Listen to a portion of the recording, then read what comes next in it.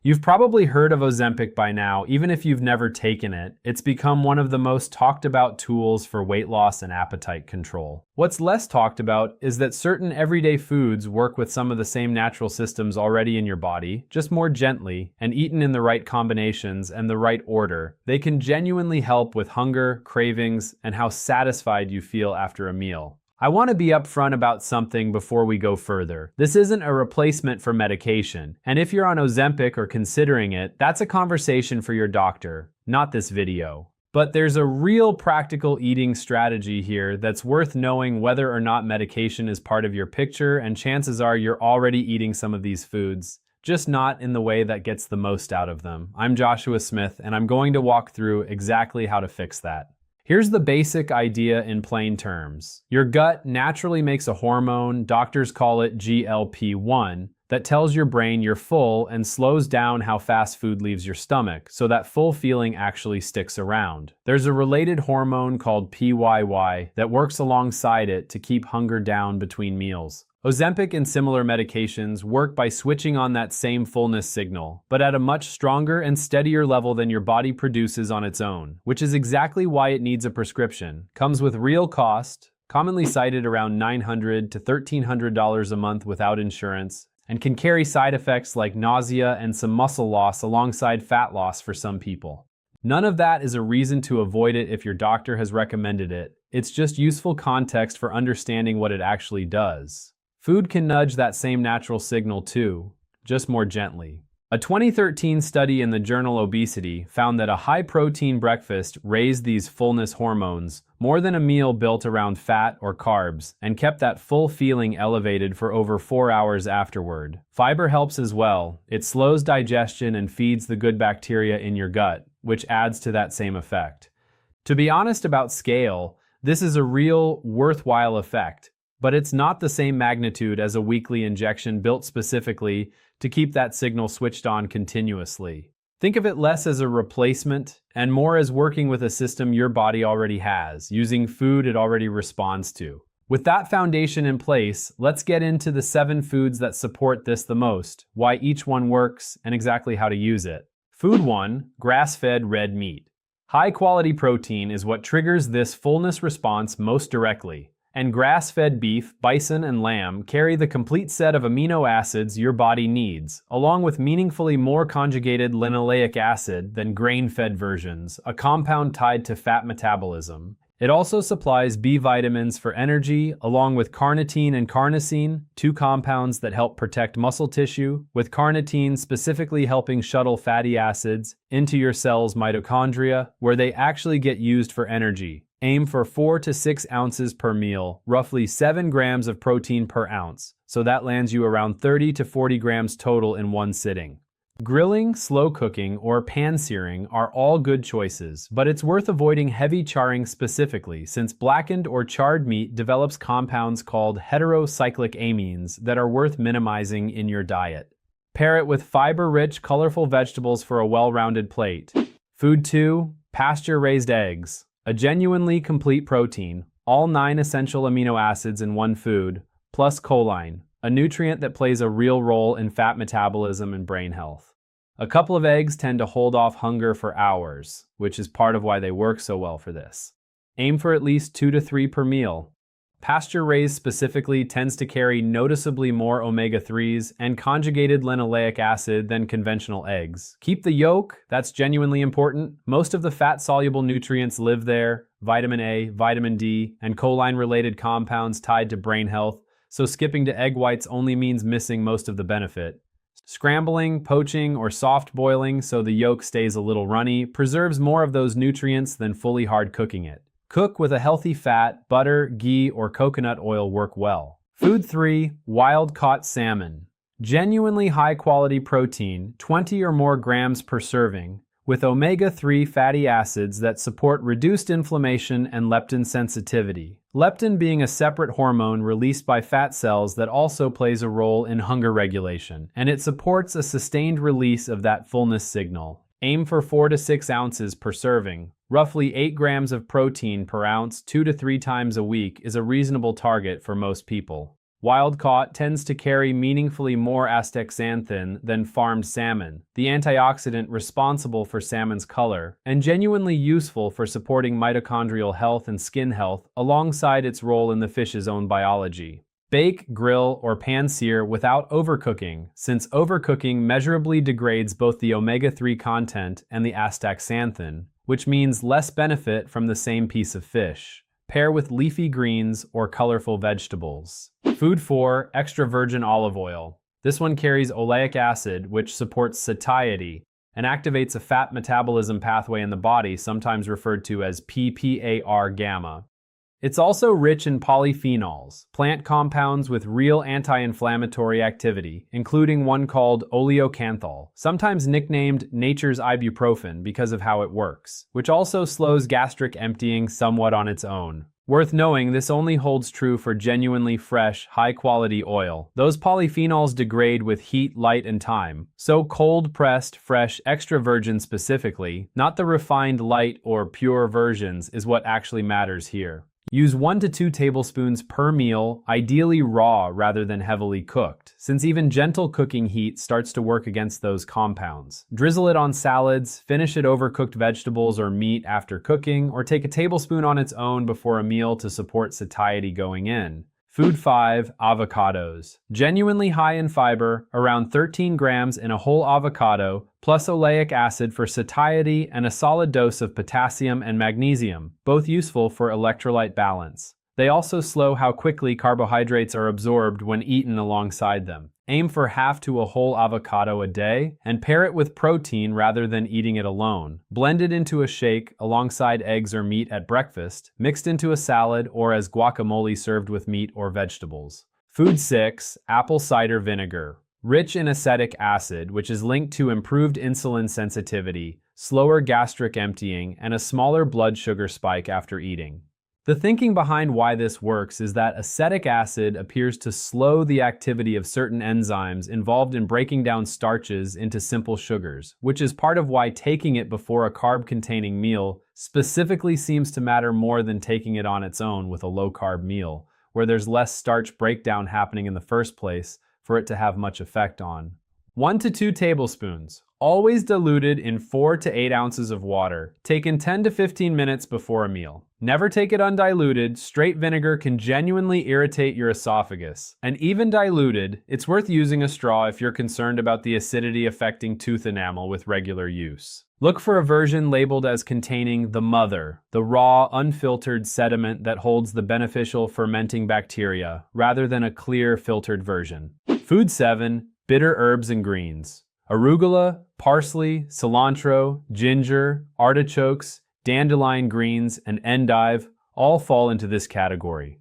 Bitter compounds stimulate digestive bitter receptors, which triggers some of that same fullness signal through a separate pathway from protein, while also supporting liver function and fat digestion generally. Fiber in general plays a supporting role here too, worth understanding briefly, as fiber moves through your gut largely undigested until it reaches your colon, where bacteria ferment it and produce compounds that further stimulate the same fullness signaling cells protein activates, while also helping tamp down the hormone that makes you feel hungry in the first place.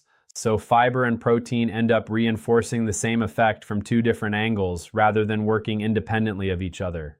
Arugula makes a great salad base and is genuinely lower in oxalates than spinach, while still carrying plenty of nitrates that support healthy blood flow, worth considering as a straightforward swap if spinach is already a regular part of your meals.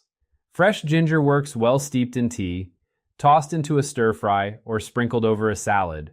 Parsley makes a good garnish or works minced into eggs or meat dishes. Artichokes contain a compound called cynerin that stimulates bile production and genuinely supports fat digestion, steamed as a simple side dish. One more worth knowing about: medium-chain triglycerides, or MCT oil, found naturally in coconut oil, coconut milk, and butter, though a concentrated MCT oil gives you a more meaningful dose. These fats metabolize differently than most others, heading straight to the liver to be converted into ketones, providing quick energy without much of an insulin response, while also supporting satiety. 1 to 2 tablespoons of MCT oil a day, or 2 to 3 tablespoons of coconut oil added to coffee, a smoothie, used in cooking, or worked into a dressing. Start small. even half a teaspoon at first, since jumping in with too much too quickly can cause digestive upset and build up gradually from there as your tolerance adjusts. Here's the part that actually determines how well all of this works together: the order you eat these foods in during a single meal. Eating protein and fiber first triggers that fullness signal right away, slows down sugar absorption, and helps prevent the blood sugar spike that tends to follow when carbs are eaten first.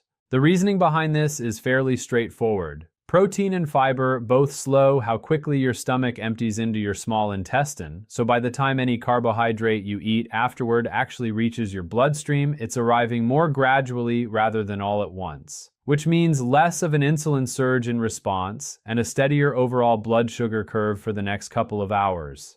That matters because sharp blood sugar spikes, followed by sharp drops, are part of what drives cravings and energy crashes later in the day, so smoothing that curve out has effects that go well beyond the meal itself. Structure a meal like this: protein first, eggs, meat or fish, then fiber-rich vegetables, healthy fats usually alongside the protein or vegetables, and carbohydrates last, if you're having them at all, treated almost like a small dessert at the end rather than the centerpiece of the plate.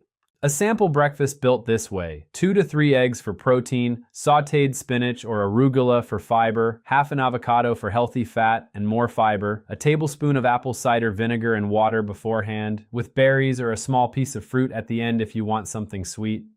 A sample lunch or dinner: 4 to 6 ounces of grass-fed beef or wild-caught salmon for protein, a large salad built around bitter greens for fiber, an olive oil and vinegar dressing for healthy fat, with a modest serving of sweet potato at the end if carbs are part of the plan. That same 10 to 15 minutes before eating tablespoon of diluted apple cider vinegar is worth building into a habit around most meals, since it helps prime digestion ahead of time. Putting a full day together, here's what this can look like in practice. Breakfast: 3 scrambled eggs cooked in butter, sautéed arugula, half an avocado with that tablespoon of apple cider vinegar and water about 15 minutes beforehand, and a small handful of berries at the end if you'd like something sweet. Lunch: a grass-fed beef patty alongside a large salad, arugula and mixed greens with cucumber and tomato, dressed with olive oil and a little more apple cider vinegar, with a small sweet potato on the side if you want added carbs. Dinner: wild-caught salmon, roasted Brussels sprouts finished with ghee, and a side salad with artichoke hearts in an olive oil-based dressing, fruit afterward if you'd like something sweet to close the day. If you need a snack between meals, something like a small handful of macadamia nuts or a simple meat stick works well and keeps the same protein-forward pattern going, though building meals substantial enough to genuinely satisfy you tends to reduce how much snacking you actually want. On what to actually expect, and it's worth being honest here rather than promising a specific number, since this varies enormously by starting point and consistency. Many people notice reduced cravings and more stable energy within the first week or two of eating this way consistently, often alongside less of that mid-afternoon energy dip that tends to follow a carb-heavy lunch. Meaningful appetite changes and looser-fitting clothes tend to show up over the following few weeks for people who stick with it,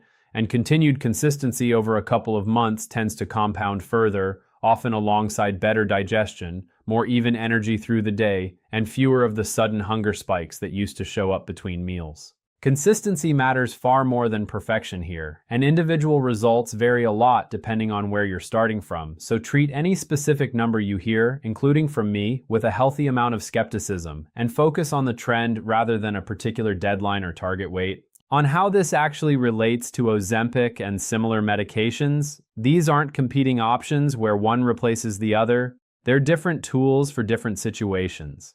GLP-1 medications are a legitimate, well-studied medical treatment for people whose doctor has determined they're a good candidate, and they work at a scale that diet alone generally can't match, which is exactly why they require a prescription and monitoring.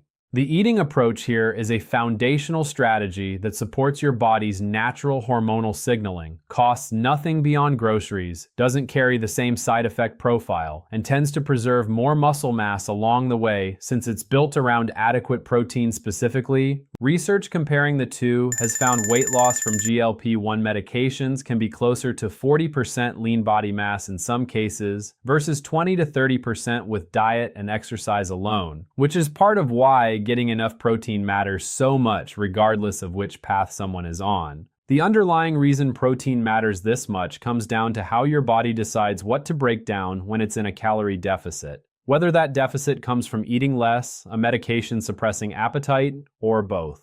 Without enough protein coming in, your body has less raw material available to maintain existing muscle tissue while pulling energy from fat stores, so some muscle tends to get broken down alongside the fat regardless of what's driving the deficit.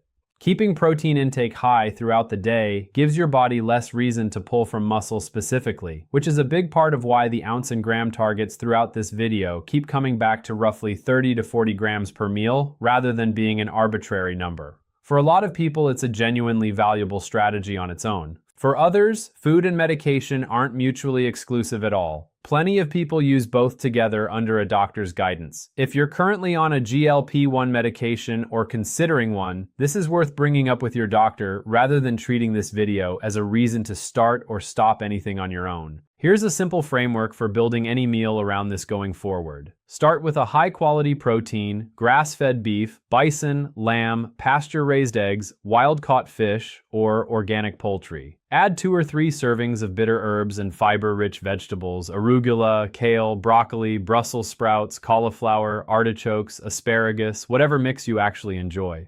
Dress it with a healthy fat, olive oil, avocado, MCT or coconut oil, grass-fed butter or ghee, and consider working apple cider vinegar in either before the meal or into a dressing. Add a modest, optional serving of a lower glycemic carbohydrate at the end if you want one, sweet potato, fruit, quinoa, wild rice, or sourdough. A few common questions worth answering directly. How long before you notice something? Appetite shifts often show up within a matter of days, with more noticeable changes building over the following weeks for people who stay consistent, though again, this varies quite a bit by person and starting point. Can this work if you're vegetarian or vegan? If you eat eggs or fish, lean on those first.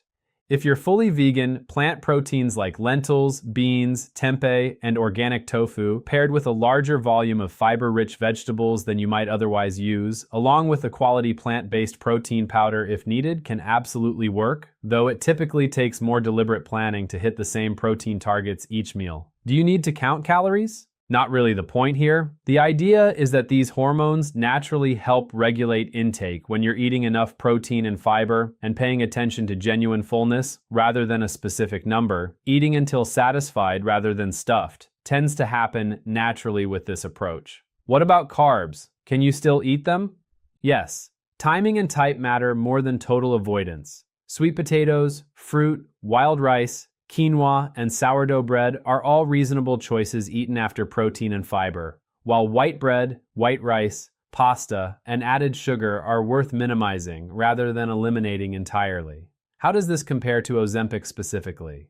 As covered earlier, it's not a head-to-head competition. Food supports the same general pathway at a smaller, gentler scale, costs nothing beyond groceries, and tends to preserve more muscle along the way, while medication works at a stronger, medically supervised level for people who are appropriate candidates for it, worth discussing with your doctor rather than choosing one over the other based on a video. Can you combine this with intermittent fasting?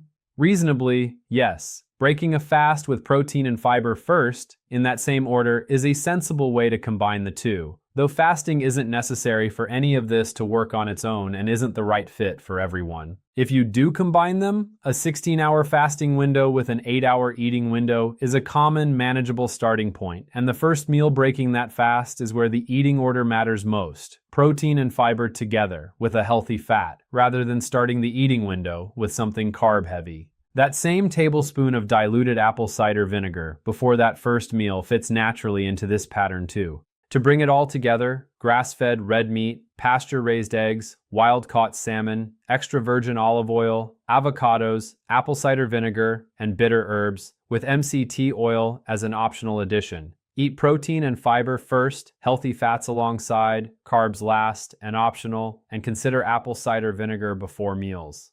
Start by adding just 2 or 3 of these into your routine this week, and notice how your hunger and energy shift before adding more. Your body already knows how to regulate appetite. This is mostly about giving it the right signals through food, consistently, alongside whatever else, including medication if that's part of your situation, actually makes sense for you. If this was useful, subscribing helps more people find it. I'm Joshua Smith, and I'll see you in the next one.